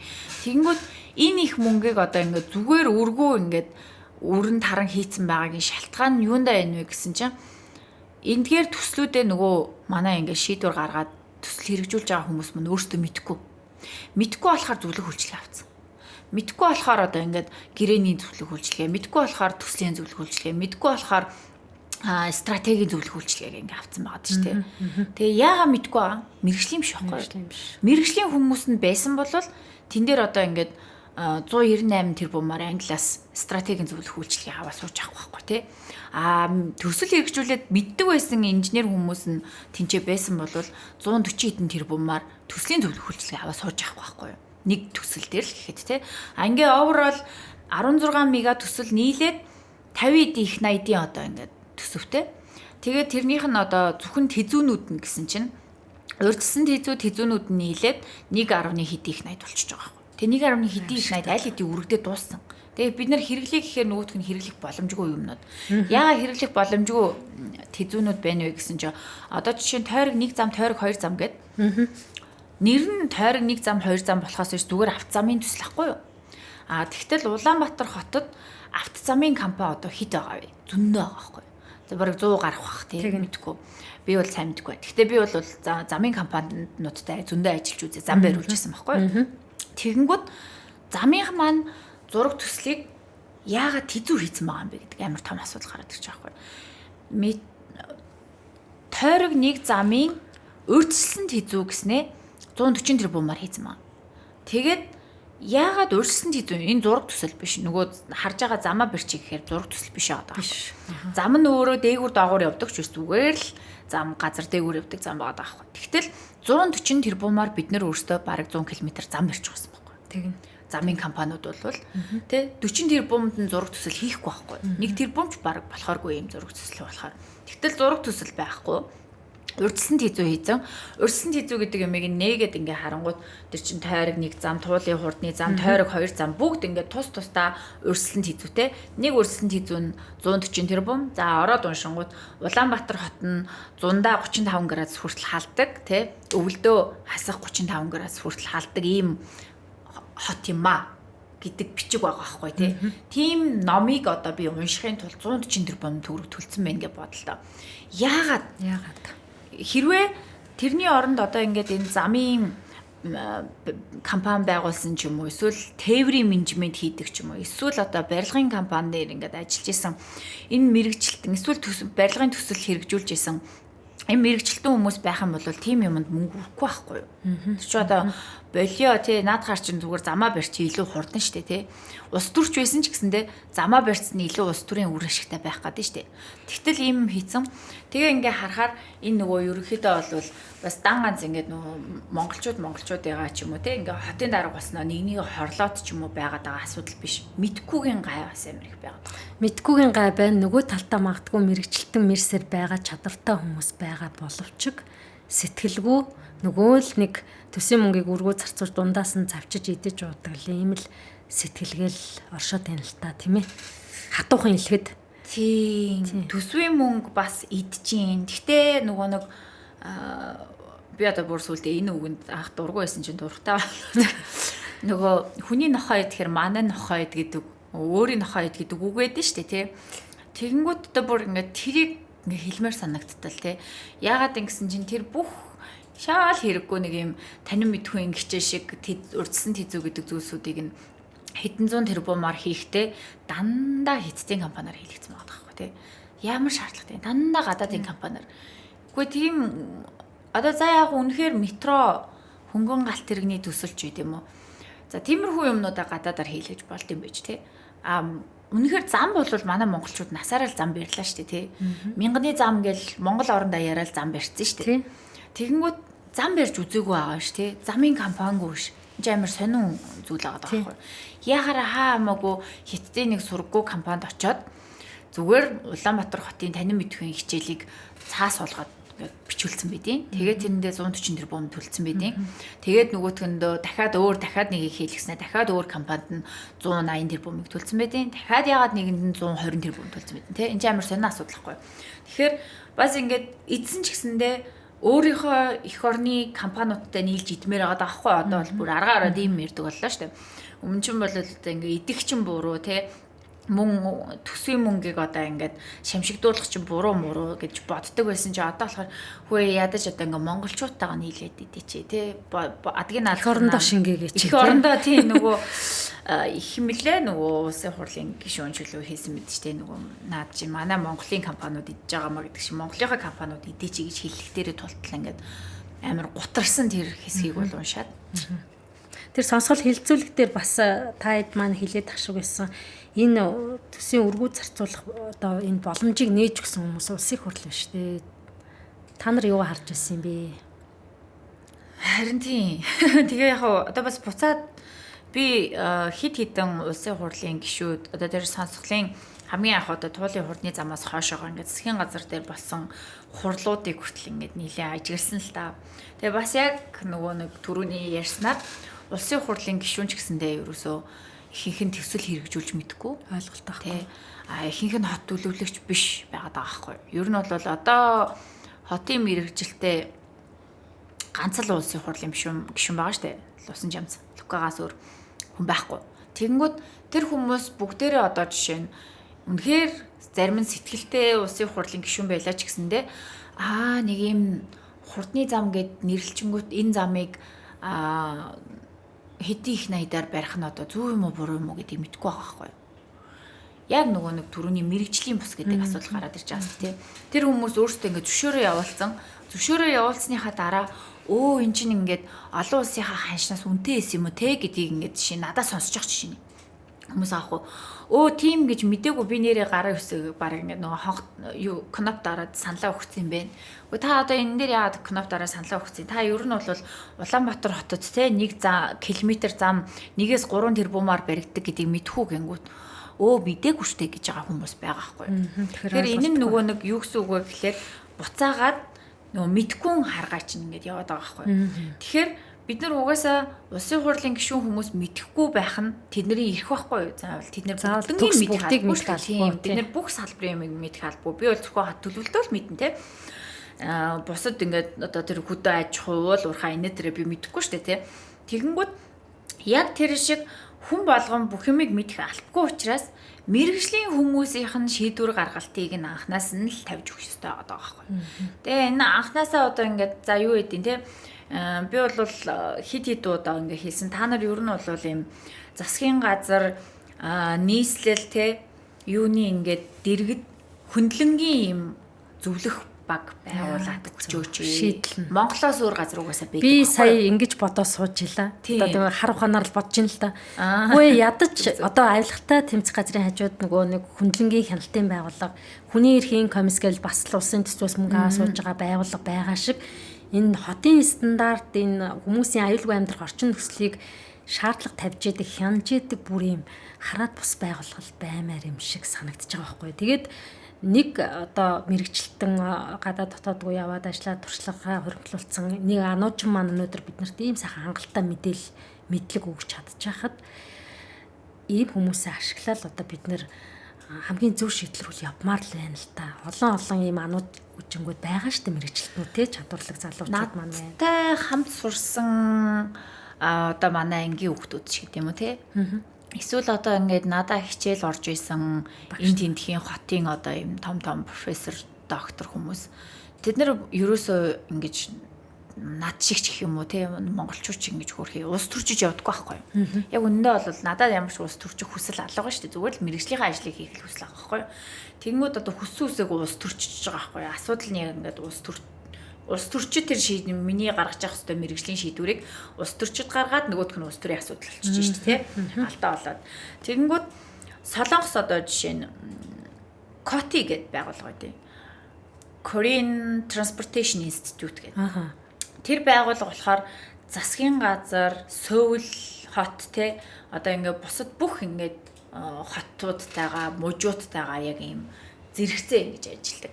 Тэгээд ерөөсөө альва нэг ийм зам тээвэртэй холбоотой том төсөл хэрэгжүүлэх болоход яг COTI ажиллаж өгдөг. Одоо тэр тээврийн институт ажиллаж өгдөг. Тэгээд тэр нь аль хот байх нь хамаагүй, аль муж байх нь хамаагүй, аль одоо ингээд нэгж байх нь хамаагүй тий. Нийслэл нь үү, засгийн газар байна уу, эсвэл тэнд нэг юм сум дүүрэг байна уу. Хэрвээ ингээд том хэмжээний үнийн дүнтэй тий ингээд ялчгүй юм зам тээврийн төсөл байх юм бол заавал тэднийхээ л дамждаг. Тэр хүмүүс л тэр шийдвэрийг гаргадаг. Тэгэнгүүт одоо жишээ нь COTI-гийн хамгийн амжилттай хэрэгжүүлсэн жишээнүүдийн нэг нь бол Сөүлийг одоо Солонгосын хамгийн мундаг тээврийн менежменттэй улс хот гэж явдаг байхгүй юу Сөүл нь. Тэгэнгүүт тэрийг нь одоо хэрэгжүүлсэн байгууллага нь COTI гэдэг. Сөүлийн захиргаа биш. Эсвэл одоо ингээд Солонгосын засгийн газар биш байхгүй юу. Энэ COTI-гийн хамаарал нь тухайн байгууллага дотор байдаг хүмүүс шууд ерөнхийлөгч зөвлөх хэрэгтэй. Шууд ерөнхий сайдтай зөвлөдөг. Ямар гоё юм бэ? Шууд хотын даргатай зөвлөдөг. Тэгэнгүүт тэр хотын даргыг ерөөсөө хот төлөвлөгч байлгаагүй байхгүй. Тэр зөвлөх нэгж дотор байгаа хүмүүсийг бүгднийг мэрэгчлэтнүүд байлгадаг. Хамгийн мундгууд нь тийш ордог. Тэгэхээр одоо над шиг ийм мэрэгчлэлтэй манай одоо Солонгосын тэр найз нөхөд бол ерөөсөө ирээдүйдээ өөрсдийнхөө тэр хамааралтай зөвлөх байгууллага руу орох л ийм карьерийн амар том амбиц зорилготой явждаг. Тэгтэл би одоо ингээд тэ мэрэгчлэрээ сурч ажиллаж төгсөж ингэж туршлагацснаа мэрэгчлэрээ ажиллах боломж байхгүй. Намын томилгол явагдахгүй бол тэгээ мэрэгчлэрээ ажиллая гэхээр нөгөө миний орон тоон дээр дандаа ус төрчнөр үгүй бол би доотлолт нь ороод нэг хідэн мэдхгүй ус төрчнөрөөр тэ заалгаж амьдар ажиллах болчдөг. Тэгээд уг нь бол ингээд би чинь шууд тэр шийдвэр гаргаж явах хэрэгтэй ингээд мэрэгчлээ бодоо ш. Тэгээ ингээд нөгөө нэг юм одоо зөвхөн ингээ хувь хүнийхээ хувьд хүртэл ингээ карьерийн ирээдүй ингээ байхгүй харагдаж байгаа байхгүй. Тэгтэл тэднэрт бол ингээд бид нар одоо ингээ тээврийн мэрэгчлэнүүд бол ирээдүйдээ ингээ профессор, доктор инээ тэр ингээ болохоор нэг бол Сөүлийн үндэсний их сургууль дээр зөвлөх хийгээд те хичээл заагаад хажуугаар нь ингээ COTI-д юу н ажил хийх гэж боддог. Тэр бол ийм цагийн ажил биш те зөвлөхийн албан тушаал учраас ингээд яг зөвлөсөн цаг хугацаагаар маш өндөр үнэтэй явдаг. Тэгээд тэр ажлаа маш сайн хийдэг. Тэгээд тэнцэнээс гарсан шийдвэрийг нь засгийн газар нь ерөнхийлөгч нь ерөнхий сайд нь нөгөө хотын удирдлагууд нь бүгд хэрэгжүүлдэг байх жишээний. Тэгэхээр энэ мэтчлэн манад заавал ингээд нөгөө хөндлөнгийн хараат бус мэрэгжлийн зөвлөлүүд байх хэрэгтэй байгаа байхгүй. Тэр дундаа одоо бүр хамгийн их нь хэрвээ ганцыг гаргана гэх юм бол яг ийм дэд бүтцийн төслүүдийг тэр чигт нь зөвлөдөг те дэд бүтцийн мэрэгчлэнүүдийг бүгднийг цуглуулсан хот төлөвлөгч нарыг цуглуулсан тэр хүмүүс бол байнгын албан тушаалгүй өөрөөсдийнхөө одоо ингээд би бол өөрийнхөө ажлыг хийгээл явж идэг. Гэхдээ юм том төсөл болохоор нь тэнцэн зөвлөхөөр ороод цалингаа аваад те зөвлөх үйлчлэгийнхаа хөлсийг аваад тухайн төслөөр ингээд хамаг одоо юм хүч чадлаа зориулаад ажилладаг баймар байгаа хгүй. Тэгэхгүй одоо зүгээр нэг газрын дарга болно гэдэг чинь ч гэсэндээ өөрөө бол бид мэрэгжлийн хувьд амар хайр байхгүй тийм ингээд насаараа тэр нэг газрын даргын ч юм уу ажил дандаа төгөө нэг том төсөл юм уу юм гоё чаленж ажлуудыг хийхгүй шүү дээ тий нэг байнгын нэг юм аж ахуйн ажил хийгээд сууж явах чинь өөрөө тухайн хүнийг бас ингээд зэврээд тэгэхээр ер нь бол яг нөө тийм таны түрүүний бодсон чи яг зөв олон улсад бол угаасаа юм advisory council гэдэг юм албан тушаалууд байдаг. Хотын одоо манай нэг ангийн залуу бол Грекийн Афин хотын даргын зөвлөх хийдэг. Хотын даргынх нь зөвлөхийнх нь оронтоо ийм цаанаасаа заасан байдаг. Тээвэртэй холбоотой оронтоо, хот төлөвлөгчтэй холбоотой, хот төлөлтийн нэг зөвлөх, тээврийн нэг зөвлөх, эрчим хүчний нэг зөвлөх, юуны нэг зөвлөх ингээд мэрэгжлийн хүмүүсийн оронтоо байдгаас биш манайх шиг орлогч 1 2 3 4 гээл нөгөөдөл нь хинч хамаагүй болоод ямар ч нөгөө юмаа мэдгүй ер нь бол ирээд баг нөгөө албан тушаал дээр очсноо таны мэдхийн шинээр ингээд сургалт авч байгаа яваад байдаг. Харин харамсалтай байна тий. Тэгэхээр энэ болгоноос одоо битэрийн ярианаас шийдэл гарч ирж гин гэж би харж байна. Өөрөөр хэлэх юм бол зүгээр ирээдүгөө гоёор төсөөлөд хоёлаа ярьж асууя л да. За манай ануу үжин шиг манай ийм сайхан мэрэгчлэтнүүд нэг 10 байд юм уу 20 хүнтэй баг бүртлээ. Та бүхэн маань ажилдаа ханцуу шамлаад орлоо. Хэдийн хугацаанд энэ Улаанбаатарыг одоо шаал өөр бүгж эргүүлсэн юм шиг юм гоё хот болгох боломж байх бол ер нь заад үуч 50 жилгээ түрүүн ярьсан. Гэхдээ яг мэрэгжлийн хүмүүс ажиллавал энэ буруу бол одоо засагдах гэж нэлээд зовлон болно. Цаашаа. Би нөгөө яг дээр нэг ярилсан нэр ичсэн. Энэ нөгөө хотын дарга бол юу их вэ гэд. Тэг зүгээр одоо жишээ нь яг үнэхээр хотын дарга болох юм бол яг түрүүний яригдсан зүйлсүүдийг л хийнэ гэж бодож байгаа. Нэгдүгээр одоо хот гэдэг ийм зүйл нь одоо юу гэдэг юм. Хот гэдэг одоо нэгж нь өөрөө ингээд амар сайн юм тодорхой бүтцтэй. Тэр бүтц нь хүн нь яаж солигдож исэн гэсэн үргэлж нэг хിവэрээ ажиллаж идэг. Дандаа стандартын дагуу, дандаа хуулийн дагуу дандаа ингээд нөгөө нэг ямар ч юм авилгал хээл авахд ингээд автахааргүйгээр тэгж ажилдаг болтол нь одоо юм тогтолцоог амар сайн сайжруулна. Тэгээ ингээ хүндлэнгийн одоо юм мэрэгчлэнүүдийн багуудыг ингээ байлгадаг болно. Тэгээд дотроо ч гэсэндээ ажиллаж байгаа хүмүүсийг маш сайн одоо ингээ орж гарч туршлагажих адгийн наазах нь одоо ингээ вакуумчиж байгаа байхгүй. Тэгтээ дөрөв ингээ нийслэлээр байгаа хүмүүс ч гэсэн аим вакуумчсан. Дөнгөж оюутны ширээнээс ороод ирээд ингээ дарга болоод явцсан хүмүүс идэх байхгүй. Насаараа төрийн албанд ажилласан гэд тэр хүн тэр офисынхаа өрөөнөөс тэр нийслэлийнхаа хамт олноос гарч үзээгүй ерөөсөө ингээд альва асуудлыг нэгэн талаас нь хараа сурцсан хүмүүс идэх байхгүй. Муу гээгүй, тэнэг гээгүй шүү дээ зүгээр товчхондоо тэд нэр зөвхөн нэг л өнцгөөс хараа сурцсан хүмүүс идэх. Дандаа нийслэлийн өнцгөөс л юмыг харсан эсвэл ингээд нэг юм зөвшөөрлөгдөг. Эсвэл ингээд нэг юм одоо газар хуваарлт хийдэг. Эсвэл ингээд одоо юу хийдэг хяналт хийдэг юм инженерүүд болсон. Тэгээ тэр инженерүүд бол адилхан л надтай адилхан инженер штэ. Гол нь сул тал нь тэд нэр хизээч одоо ингээд нийгэм дээр барилгын компанид ямар асуудал тулгардیں۔ Эсвэл одоо барилга худалдаа авж байгаа иргэнд ямар асуудал тулгардیں۔ Дахин төлөвлөлтөн дээр ямар асуудал тулгардیں۔ Тэр болгоныг огт мэдгүй хүмүүс болж ингэж нөгөө нэг олон жилийн туршлага хуримтлуулад нэг талын өнцгтэй болоод хитрхи тэр нэг талын өнцгтэй болсноосоо болоод буцаад одоо ингээд сул тал үүсээд байна ш. Тэгэхээр аль болох одоо ингээд нөгөө нэг орж гарч болдог иймэрхүү дүүцүүлэлттэй ингээд албан тушаалууд нь яг мэрэгжлийн хүмүүсээ авдаг ийм нөхцөл байдалтай. Яг ийм л нөгөө нэг надтай надгүй ажилдаг системийг бий болгочих юм бол ер нь Улаанбаатар хотод бас яг засах бол боломж байгаа штэ. Ирээдүй бол амар гайгүй, асуудалгүй. Энд чинь нөгөө нэг юм барилга байгууламж баригдсан зүйл биш учраас систем бол айгүй хурдан засч болдог. Хуулийг нь бүтцийн шинжилгээг хийгээд хууль эрх зүйн орчныг нь засаад бодлогынх нь одоо ингээ бүх зүйлүүдийг нь бэлдээд мастер план ирээдүйн одоо төлөвлөгөөнүүдийг нь маш сайн албан ёсны болгоо хийгээд дуусчих юм бол яг тэрнийхээ дагууд явхад бусд нь ингээд асуудалгүй болчихдог л байх. Хизээ чи энэ дээр намжрах хэрэггүй, өстөрчих хэрэггүй, хариуцлагатай иргэдийнхээ одоо 50% шахуу төвлөрч Улаанбаатарынхаа төлөө нэг юм зөв системийг л тогтооод өгчүүл болчих гээд шүү дээ. Гэхдээ харамсалтай нь энэ бол дандаа устраас хамаарал томилгоо явагдаал нөгөөх нь эвдрээд байна л та тий. Би одоо яг эрх баригч намыгч тэр ер нь ингээд альч нам одоо энэ засгийн эрхэнд байгаа улс төрчдөд ч тэр хэлмээр ингээд санагддаг зүйл нь болохоор одоо тэр нийслэлийн юм уу эсвэл ер нь хүмүүсийн амьдрал улс төрчгүйгээр ингээд сайжирлаа гэхэд ер нь ингээд тэнцээ ямар нэгэн сайжрах гарлаа гэхэд тэр эсвэл улс төрд маань ашигтай байхгүй. Тэр эрх баригч намд ч гэсэн ашигтай тий. Тэр засгийн газар улсын хурлын 126 гишүүнд ч гэсэн ашигтай байхгүй. Ягаад тэгэхээр өөрсдийнх нь одоо ингээд санал авах иргэдийн амьдрал сайжирна гэдэг чинь тэднэрт ашигтай. Тэр иргэдийн амьдрал сайжирж байгаагийн хэрээр дараачийн тэдгэрийн одоо ингээд захиран зарцуулах төсвийн одоо ингээд бүрдэл бас сайжирна тийм. Ингээ улс нь хөгжинэ. Хөгжилтэй улсын улсын хурлын гишүүн байх, хөгжсөн улсын ерөнхий сайд байх тийм. Хөгжилтэй улсын ерөнхийлөгч байх.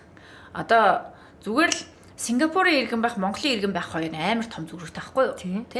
Тэгэхэд Сингапурын ерөнхий сайд байх, Монголын ерөнхий сайд байх хоёр ямар ялгаатай байх вэ? Яг тэр хэмжээний ялгаа байгаа ш, тий. Америкийн ерөнхийлөгч байх ямар ах вэ, тий? Дэлхийд даяараа хүлээн зөвшөөрнөөстэй, тий. Тэгтэл аим сураггүй эдийн засаг, дотоодын нийт бүтээгдэхүүн 8 муу энэ тэнцүү ингээ өрөнд орсон улсын ерөнхий сайд ерөнхийлөгч байх нь ямар ашигтай юм бэ, тийм ээ. Тэгэхээр ингээд өөртөө бас ингээд доороосоо иргэд мэрэгжилтнүүд өөрсдийнхөө хэмжээнд өөрсдийнхөө салбар, өөрсдийнхөө талбар те ингээд юу хийж байгаа зүйлс, бизнес юу гэдэг юм. Тэр болгоныгоо хөгжих боломжийг өгнө гэдэг чинь тэдний ажил хөнгөрөө тэдний ингээд хувьд давуу тал үүсэж байгаа байхгүй. Тэр энийг ингээд хараад бүгдээрээ бас ингээд талдаа зэрэг ингэж нэг хөгжих тийм нөхцөл боломжийг улс төр нь өөрөө бас олох хэрэгтэй байгаа. Харин тийм тий. Дан ганц ингээд манай улс төрчдөл юм хийх ёстой биш шүү дээ тий. Уг нь бол. Тэгээд иргэдийн зүгээс энэ олгон ийм хүнд хэцүү бэрхшээлтэй зүйлүүд өөрсөнд нь тулгараад тахад төдийлөн ойлгохгүй бид нараас мэдээлэл нэлээд хаагдмал одоо тоо ч гэсэндээ тодорхой биш сүүлдээ том тоонууд яриад ирэхээр толгой эргээд баг чухал биш эсвэл өнөө маргаашаа амьдрал гэдэг ингээ анзаарахгүйсаар хэвэл өөрөө бас өвчтнөр нэлээх зүүрлж ярьсан шүү дээ. Улаанбаатар маань бол өвчнөр бол нэлээх хүндэрсэн. Тэгээ ангаах хүмүүс нь бол өвчтнийг хэн ангаад эмч ангаа нь эдгэн тэд Улаанбаатарын хувьд бол мэрэгжлийн хүмүүс зайшгүй хэрэгтэй байгаад байна. Тэгэхээр иргэдтэй хандаад ерөнхийдөө иргэн хүний хувьд ийм үүрэгтэй шүү дээ. Та нэг иргэн тойрноо анзаарч хараач ээ гэсэн сэтгэл.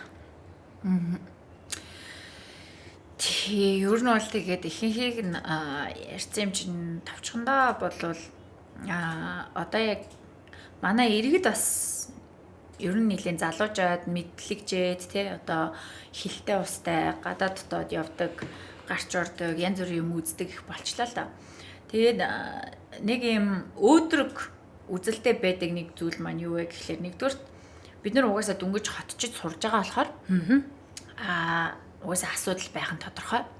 Энэ асуудлууд ер нь ингээд цэгцрээд тий нэг доор ингээд байгаад амьдраад ингээд сурахаар одоо манай хүүхдүүдийн үедэр ч гэдэм дараачийн үеэс бол угаасаа хоорондоо амар сайн эв төмжинтэй, стресс багтай, бие биендээ хүндлэлтэй тий илүү дутуу одоо ийм адгийн наазахнуудаа замын хөдөлгөөнд хүртэл ингээд аятайхан оролцдог болтлоо ер нь бол угаасаа хөгжин. Тэр нь бол ойлгомжтой. Энэ бол ингээд явдаг зүйл.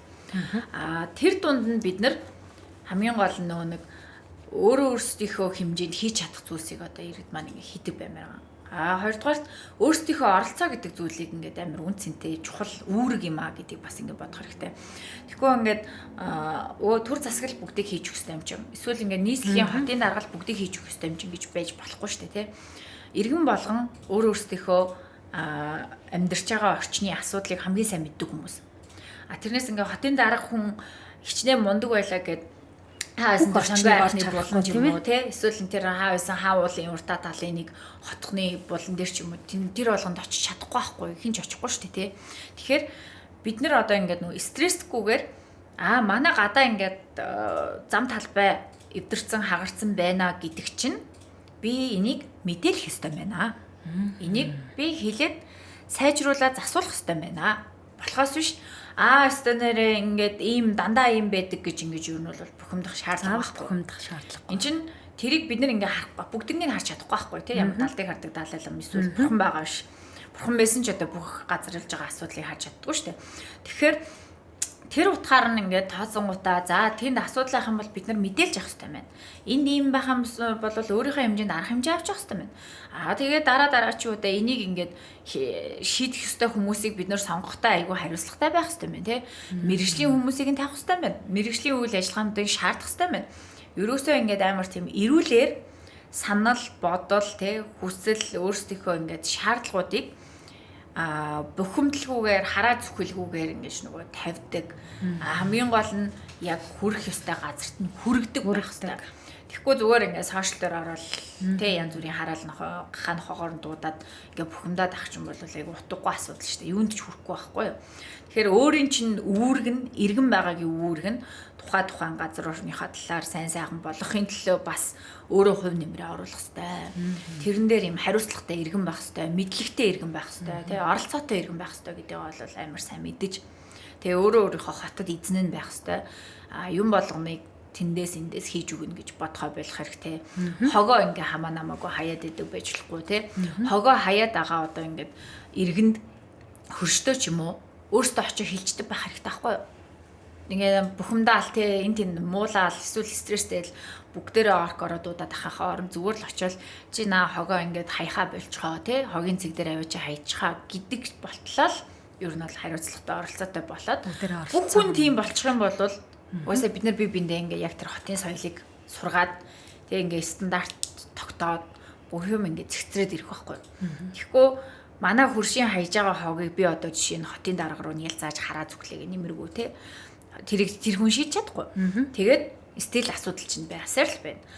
Үнэхээр хотын даргатай холбоотой асуудлыг хотын дарга руу ингээд хэлэх ёстой газраар 11 те ийм Монголиа юу гэдэг тэр болгоноороо ороод хэл. Тэр түүхтэй холбоотойг нь түүхт нь хэл. Эрчим хүчтэй холбоотой эрчим хүчний салбарт нь хэл.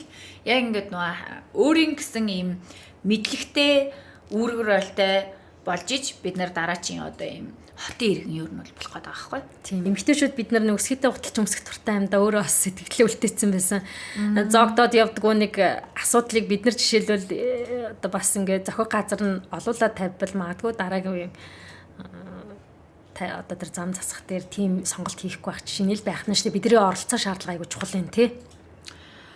Би тэрийг бас ингээд яг товчгондоо нэг бас нэг надад ч нөгөө зөв шүүмжлэж боддог асуудал л да. Одоо юу вэ гэхээр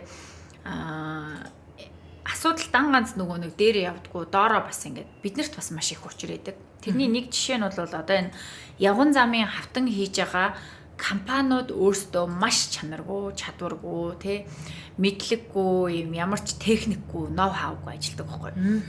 Тэгэнгүүтээ амар муу хавтан одоо жишээ нь авчираад тавьчихдаг тий амархан ингээ хөлдөөд нэг хэрүү бухад л хөлдөөл халтраал идэг ч юм уу. Эсвэл ингээд хоорондоо одоо ингээ саяхан нэг шинээр тавьсан хавтанд би тэгэлдэж унахаас шахаад өчигдөр. Тэгэнгүүт нөгөөх нь энэ юу төвшөөдөн уртаа талын наадлын хэсгийн зам билээ. Тэгээ шинээр юм боржин чулуу хавтангууд амин том хавтан тавьсан. Тэгээ гол нь доото талынх нь нөгөө элс нь урсцсан байгаа байхгүй бороонд. Элс нь урсангууд нөгөө хавтангууд нь ингээ босоод сүрдийгөө бөөн булангууд нь гараад хөлөө урчиж байгаа байхгүй. Хүн тэгэлдэж унах гэжсэн унаагүй аазуулж. Тэгээ тэрэн дээр одоо жишээ нь скутертэй ч юм уу мопедтэй хүмүүс бол бүр яг годроотой төгөхээр байгаа байхгүй. Яг энэ дээр юу гэж хэлэх гээд байна вэ гэхээр энэ компаниуд өөрсдөө ямар чанаргүй ажил хийдэг. Ажилчид нь өөрсдөө ямар сэтгэлгүй ажилладаг тий. Тэр шиг ингээл эргээл бидний нэг штэ тий Монгол хүн Улаанбаатарын иргэн тэгээд өөрсдөө тийм хэмжээнд хийчээд тэгэнгүүтээ ажлынхаа талбар дээрээс буугаад буцаал нийгмээ шүүмжлээл хараал урсгаал тий. Яг үндэ бол тэр иргэд бид нар өөрсдөө ажил дээрээ очиод мэргэжлийн талбар дээрээ гараад компанийнхаа одоо ингээд ажлыг хийхдээ буцаагаад яг ийм чанаргүй энэ нийгмийн хотынхаа асуудлыг хийж байгаа. Хоёрдугаарт нь тэрийг ингээ хүлээн авч байгаа хүмүүс нь хизээш тэрийг үзэж хардггүй те хин ч ингээ тэрийг шалгадаггүй зүгээр л мөнгөний шилжүүлээл тэгээд тэр тендерд яваад өгч байгаа. Тэгээд энэний нөгөө нэг товчхондоо бол нийслэл дээрч тэр ер нь улсын төсвөр бол нийслэлийн төсвөр хийгдэж байгаа үйл ажиллагаануудыг ямар компани хийж байгаа, хэднээс хэдний хооронд хийж байгаа, ямар ажил хийгдсэн гэдэг ийм зураг хүрэгтэйгөө тэгээ артаа талд нь иргэд үнэлдэг нэг тийм систем ер нь бол байх шаардлагатай болчиход байгаа. Тэгээ тэрийг бол одоо бас нөгөө түрүүн хэрвээ би хотын дарга болох юм бол яг тийм шууд тендерээр авч хийгдэж байгаа төрийн худалдан авах үйл ажиллагаагаар хийгдэж байгаа бүх ажил үйлчилгээнүүдийг иргэд шууд үнэлэх боломжтой болох тийм платформтой болгоё гэж юу нь бол айгүйх боддог. За удахгүй гоё януу үжил шиг нийслэлийн даргатай болж бас монголчууд бидний магнит тэнийх болохгүй болов гэж яриад байдаг тийм болох болтугай гэж юурээ тэгээ сайхан ярилцсан маань ирсэнд баярлалаа.